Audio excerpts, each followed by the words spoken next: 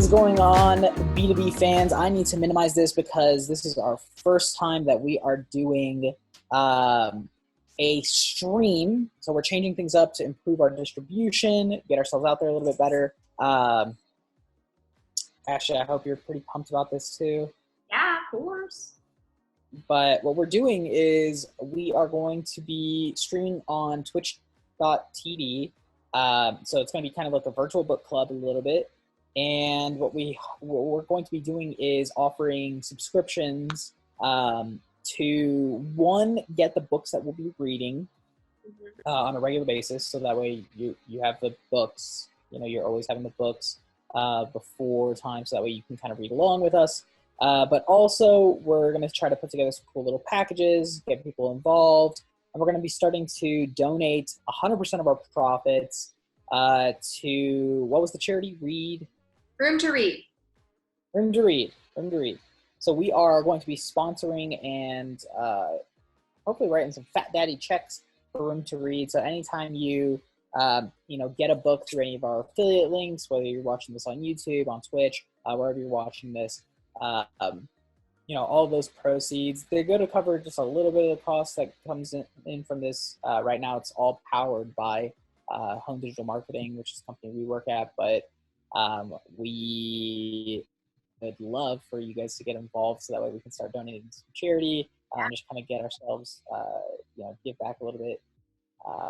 Do you have any announcements you want to make, Ashley, before we get started? No, we're just kind of switching up the way that we're, like Attilio said, distributing the videos. And so there's a lot more options on how to watch this.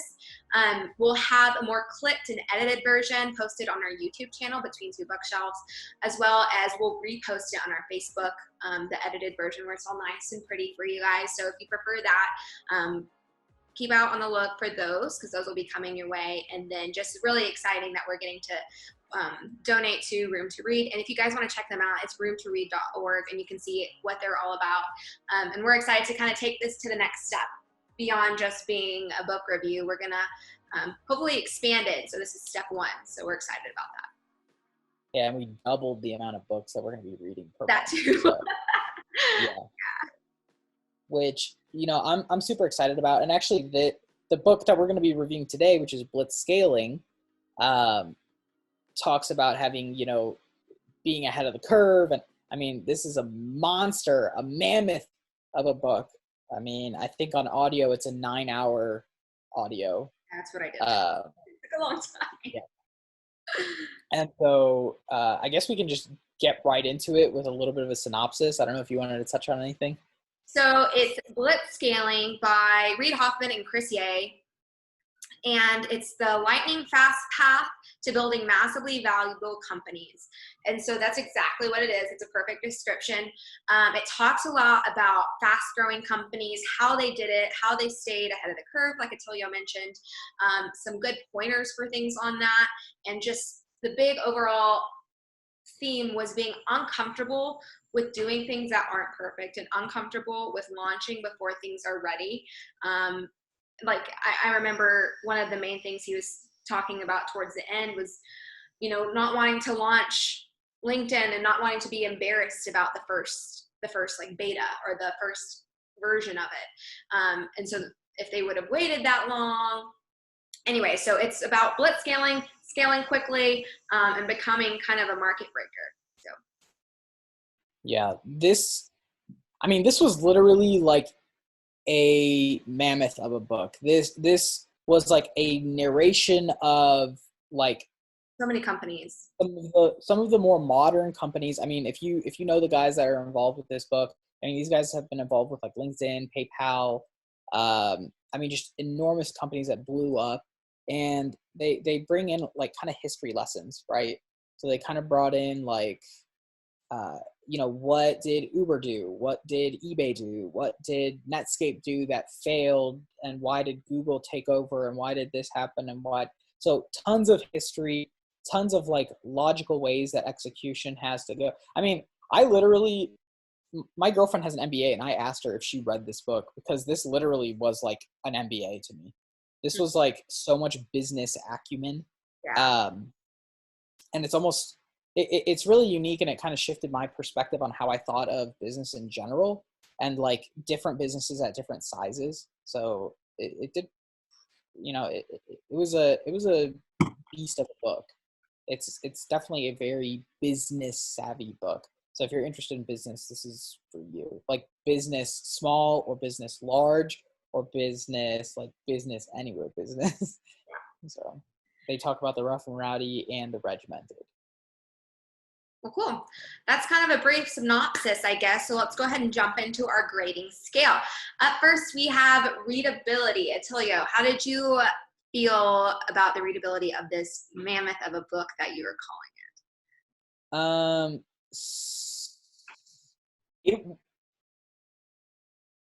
It was dense. It was a dense book.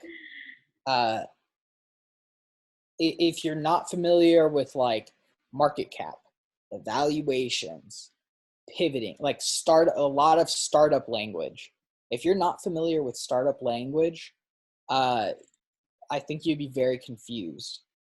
I think if you're not familiar with how businesses operate at a basal level or how businesses operate at a big level, it would be hard for you to relate the movement. And it makes it really dense.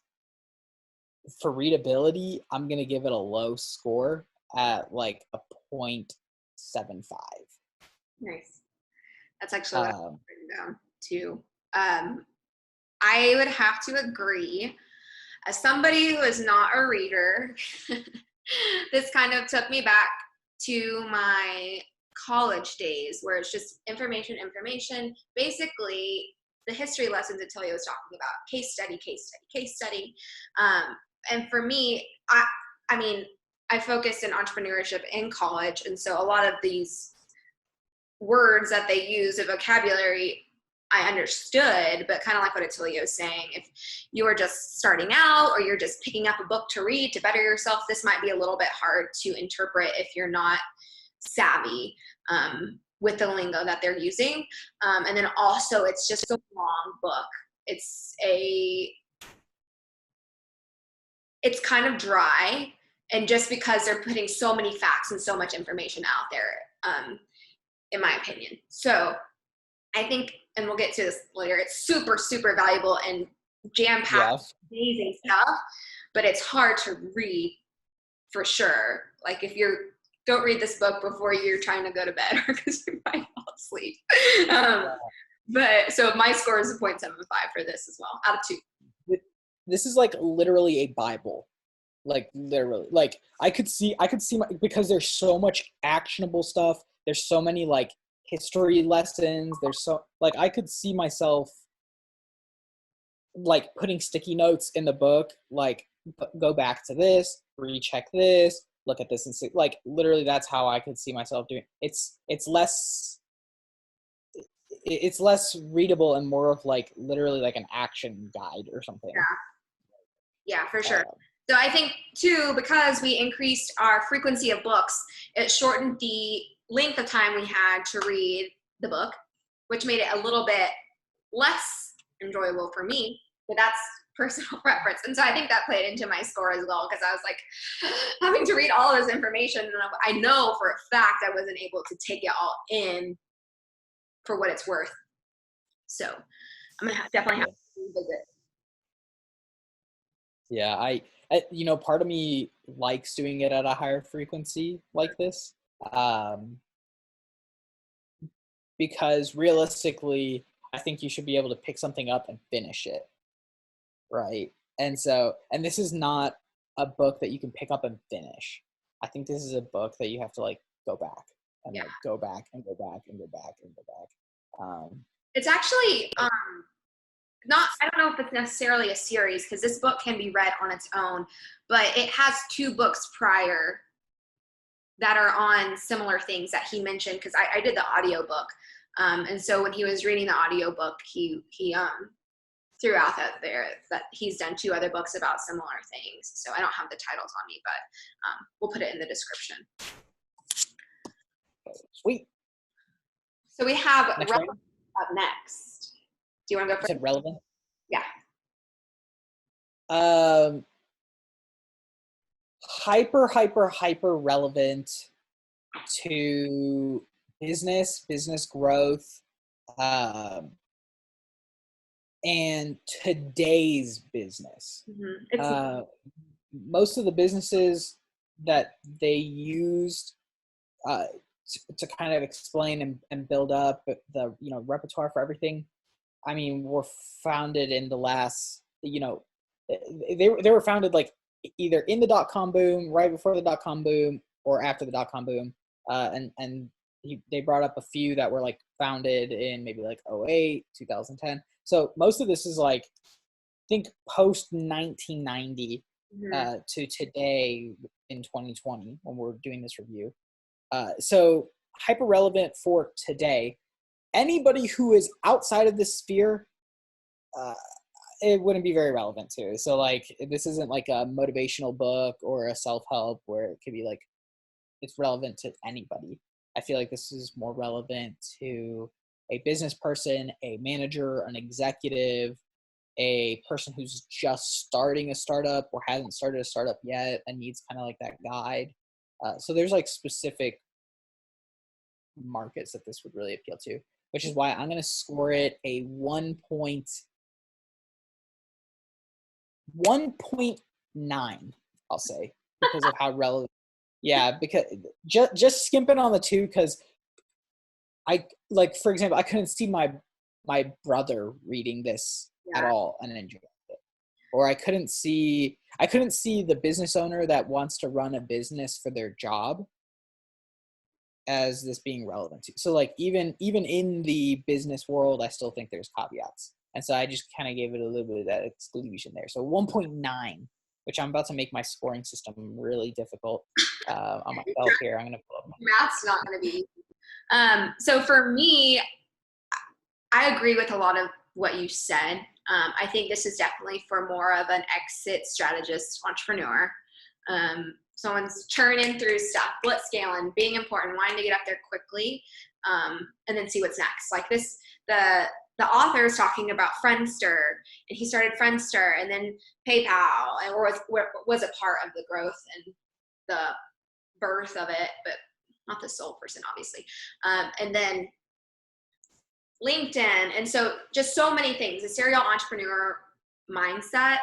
And this is not for a layman. This is for a business person who's focused on entrepreneurship, not necessarily for a mom and pop restaurant owner. So just like Attilio was saying, within the business world, because there's so many people that have that hat of businessman, but still not relevant for everyone's kind of life path. But for what it is worth, it is relevant to what they were talking about, as relevant as you can be with being up to date with the newest industry leaders and things like that, how they did it. And so that gives me above a 1 at least. I actually have it at a 1.5. And the 0.5 that it's missing is just because it's not relevant to all people in business. And for example, for me, I don't know that it's necessarily for me. And maybe that's why I gave it such a low score in readability, because I do consider myself like wanting to be an entrepreneur and kind of having that fire in my soul. But even still, I don't think like that's the scale entrepreneurial, I don't even know what I'm trying to say. That's not the scale I'm trying to reach. So I don't know that it makes it a great read for me. And so it's not completely relevant. So I'm at a 1.5 for that. Makes sense. Rock on to the next one. Yeah, we have applicability, and I can start for this one. I gave the book a 1 for being applicable, just because not everyone can read it or apply it. And if you are reading it and have the potential to apply it, you may not be able to apply it just yet. It's not something like our last one, the one thing that you can just do right after you close the book.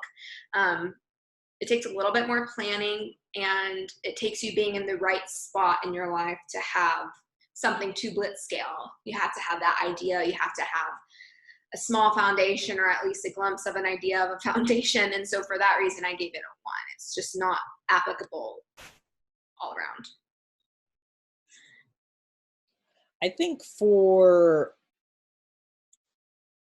I think for what it is trying to accomplish, I think it's 100% applicable. So I'm actually going to swing a little bit on the other side of you.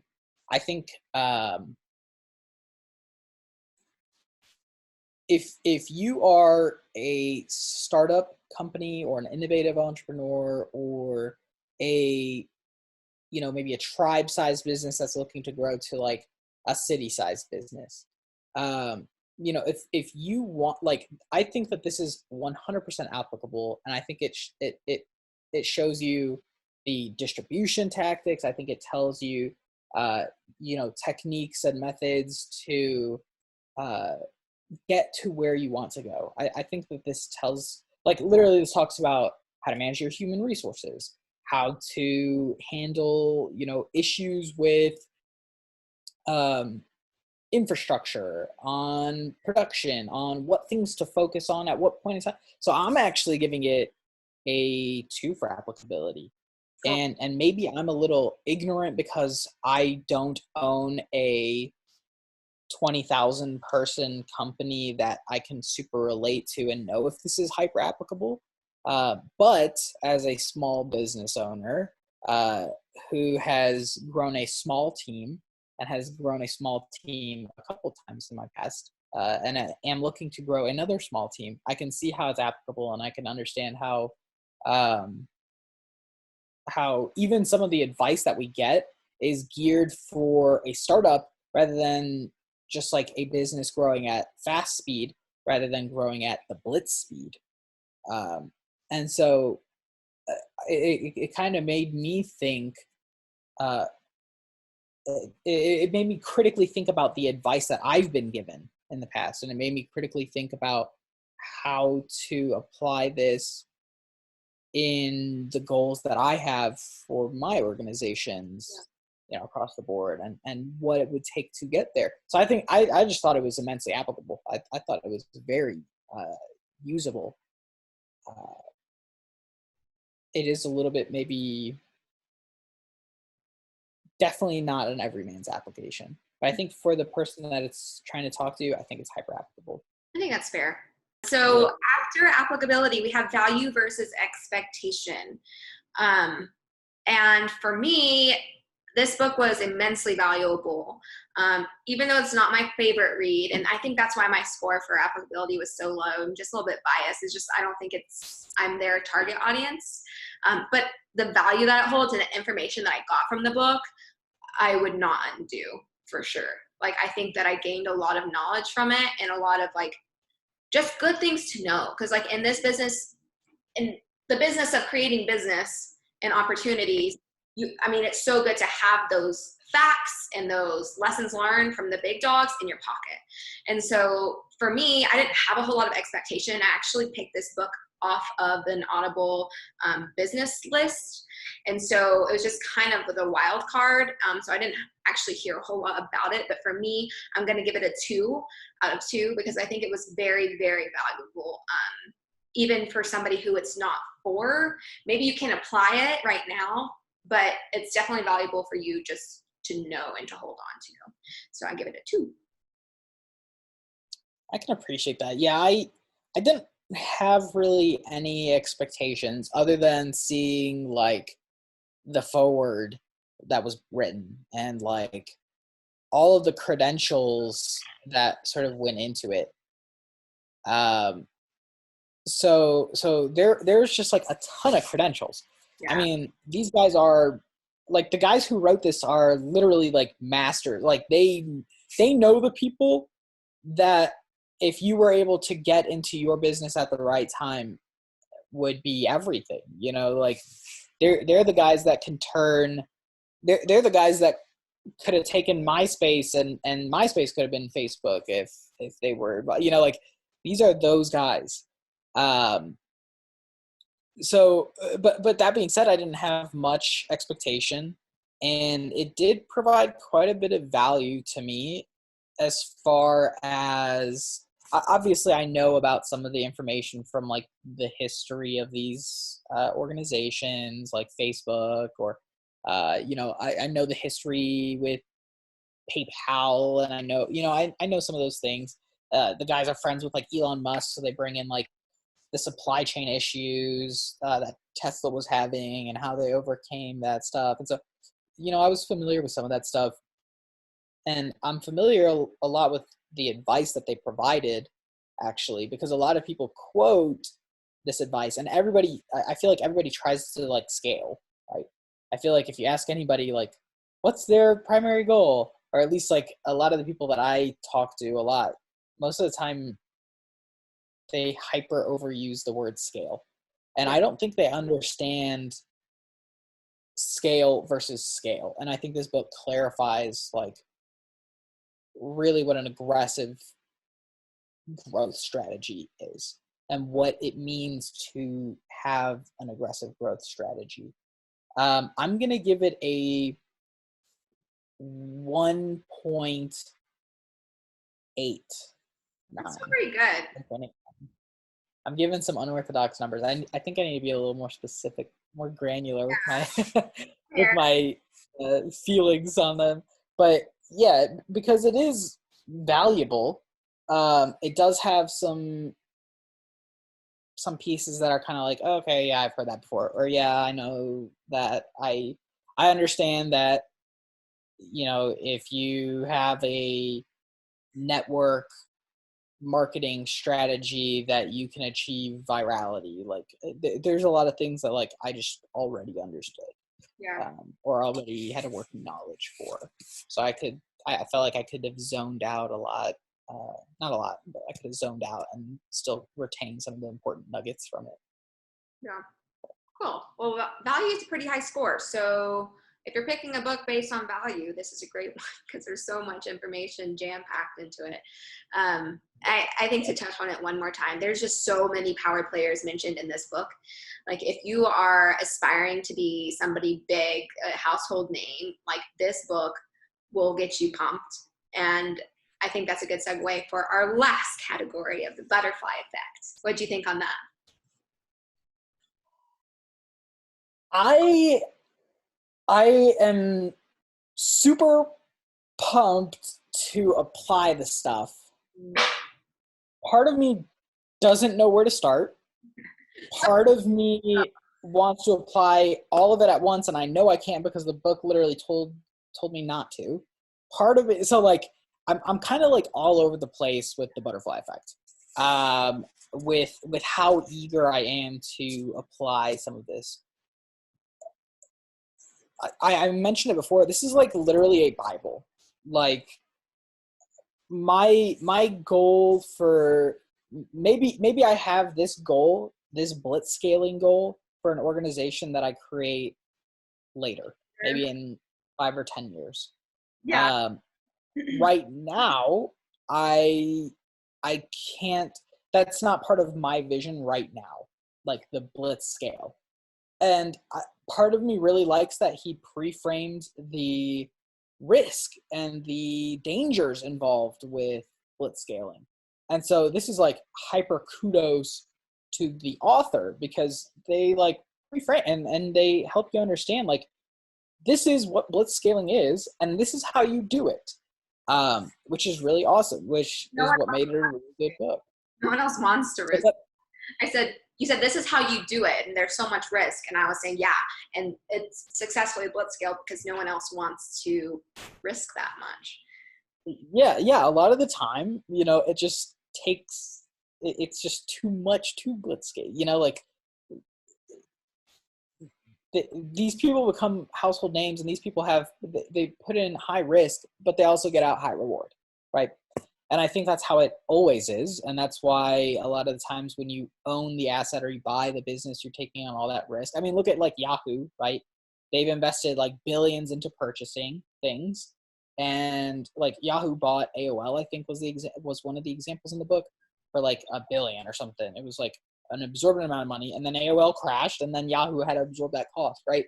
So the people who took that huge risk, they thought they were making the right play, but they lost so much money over that huge play.